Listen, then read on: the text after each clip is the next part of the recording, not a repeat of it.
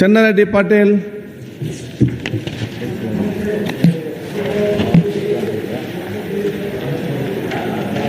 ಬರ್ತಾ ಇಲ್ಲ.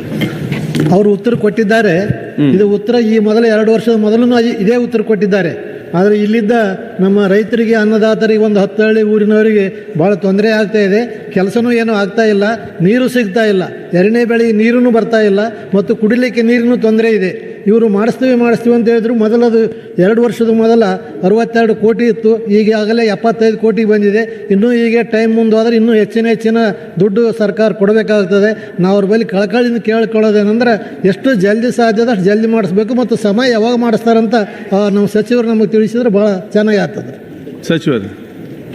ಸಾಮಾನ್ಯ ಅಧ್ಯಕ್ಷರೇ, ಈಗಾಗಲೇ ನಮ್ಮ ಯಾದಗಿರಿ ಶಾಸಕರಾಗಿರ್ತಕ್ಕಂಥ ಚನ್ನಾರೆಡ್ಡಿಯವರು ಹೋದ ಸಲ ಸಹಿತ ಇದೇ ನಮಗೆ ಕಾಲಿಂಗ್ ಅಡ್ರೆಸ್ನಲ್ಲಿ ಈ ವಿಷಯವನ್ನು ಕೇಳಿದರು.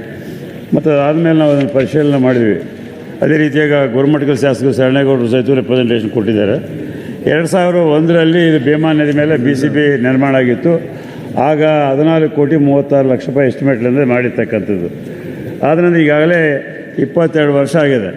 ಇದನ್ನು ಮುಂದುವರೆದು ಹೋದ ಸಲ ಅಂತ ಕೇಳಿದಾಗ ವಾಟರ್ ಲೀಕೇಜ್ ಆಗ್ತಾಯಿದೆ, ಗೇಟ್ಸ್ ಚೇಂಜ್ ಮಾಡಬೇಕಂತ.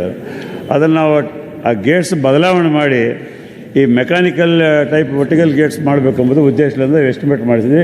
ಅದು ಈಗ ಲೇಟೆಸ್ಟ್ ಎಸ್ಟಿಮೇಟ್ ಪ್ರಕಾರ 75 ಕೋಟಿ ಆಗ್ತದೆ. ಹಾಗಾಗಿ ಅದನ್ನು ನಾವು ಅವ್ರಿಗೆ ಈಗಾಗಲೇ 2020-21ರಲ್ಲಿ ಏನು ಮಾಮೂಲು ಮೊದಲ ಸ್ಟೀಲ್ ಗೇಟ್ಸ್ ಇದ್ದಾವೆ, ಆ ಗೇಟ್ಸ್ನಲ್ಲಿ 675 ಗೇಟ್ ಇದಾವೆ. ಅದಕ್ಕೆ 675 ಗೇಟ್ನಲ್ಲಿ 140 ಗೇಟ್ ಬದಲಾವಣೆ ಮಾಡಿ ಆ ರಬ್ಬರ್ಸು ಮತ್ತೇನು ಏನು ಲೀಕೇಜ್ ಆಗ್ತದೆ, ಲೀಕೇಜ್ ಸರಿ ಮಾಡ್ತಕ್ಕಂಥ ಕೆಲಸ ಮಾಡಿದ್ವಿ. ಪರ್ಮನೆಂಟಾಗಿ ಆಟೋಮೆಟಿಕ್ ಗೇಟ್ಸು ಮಾಡಬೇಕೆಂಬುದು ಉದ್ದೇಶ ಇದೆ. ಈ ರೀತಿಯಾಗಿ ರಾಜ್ಯದಲ್ಲಿ ಅನೇಕ ಕಡೆ ಏನು 20 ವರ್ಷ 25 ವರ್ಷ ಆಗಿರ್ತಕ್ಕಂಥ ಬ್ರಿಡ್ಜ್ ಕಮ್ ಬ್ಯಾರೇಜಸ್ಗೆ ಈ ಪ್ರಾಬ್ಲಮ್ ಇದೆ.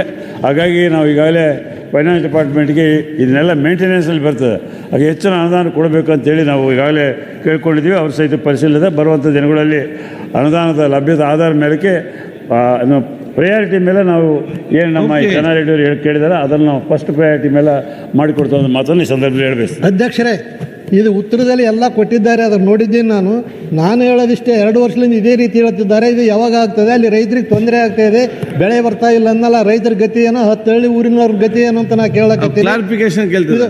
ಮ್ಯಾನ್ಯುವಲ್ ಆಪರೇಟೆಡ್ ವರ್ಟಿಕಲ್ ಗೇಟ್ಸ್ ತೆಗೆದು ಮೆಕ್ಯಾನಿಕಲ್ ವರ್ಟಿಕಲ್ ಗೇಟ್ಸ್ ಕೂಡಿಸ್ಬೇಕಂತ ಹೇಳ್ತಾ ಇದ್ದೀನಿ.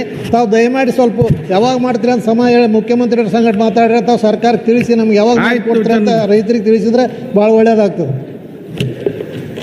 ಅಧ್ಯಕ್ಷರೇ, ಈಗಾಗಲೇ ನಾನು ಹೇಳಿದ್ನಲ್ಲ, ಬರುವಂಥ ಈ ಬಜೆಟ್ನಲ್ಲಿ ಈ ರೀತಿಯಾದಂಥ ಇರತಕ್ಕಂಥ ರಾಜ್ಯದಲ್ಲಿರ್ತಕ್ಕಂಥ ವಿವಿಧ ಬ್ರಿಡ್ಜ್ ಕಮ್ ಬ್ಯಾರೇಜಸ್ ನಾವೆಲ್ಲ ಐಡೆಂಟಿಫೈ ಮಾಡಿ ಈಗಾಗಲೇ ಫೈನಾನ್ಸ್ ಡಿಪಾರ್ಟ್ಮೆಂಟ್ಗೆ ಕಳಿಸಿದ್ದೀವಿ.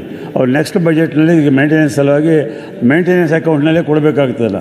ಹೊಸ ಪ್ರಾಜೆಕ್ಟ್ಗಳಿಗಿದ್ದಂಥ ಹೆಡ್ ಆಫ್ ಅಕೌಂಟ್ನಲ್ಲಿ ಮಾಡಲಿಕ್ಕೆ ಬರೋದಿಲ್ಲ. ಹಾಗಾಗಿ ಇದು ಭಾಳ ಅತ್ಯವಶ್ಯಕ ಅಂತೇಳಿ ಇಂಥವು 4-5 ಕಡೆ ಇದಕ್ಕೆ ನಾವು ಸಪ್ರೇಟಾಗಿ ಅನುದಾನ ಕೇಳಿದ್ದೀವಿ. ಅದು ನಮ್ಮ ಮುಂದಿನ ಬಜೆಟ್ ಆದ ಕೂಡಲೇ ಪ್ರಯಾರಿಟಿ ಮೇಲೆ ಇದನ್ನು ಮಾಡಿಕೊಡ್ತೀವಿ ಅಂತೇಳಿ. ಧನ್ಯವಾದಗಳು. ಆದರೆ ಹೆಚ್ಚಿನ ಪ್ರಯಾರಿಟಿ ಅಂದರೆ ಯಾವಾಗ ಕೊಡ್ತೀರಿ ತಾವು? ಹೆಚ್ಚಿನ ಪ್ರಯಾರಿಟಿ ವರ್ಷಾನುಗಟ್ಟಲೆ ಹೋದ್ರೆ ಹೆಂಗ್ರಿ? KH ಪುಟ್ಟಸ್ವಾಮಿ ಗೌಡ್ರು.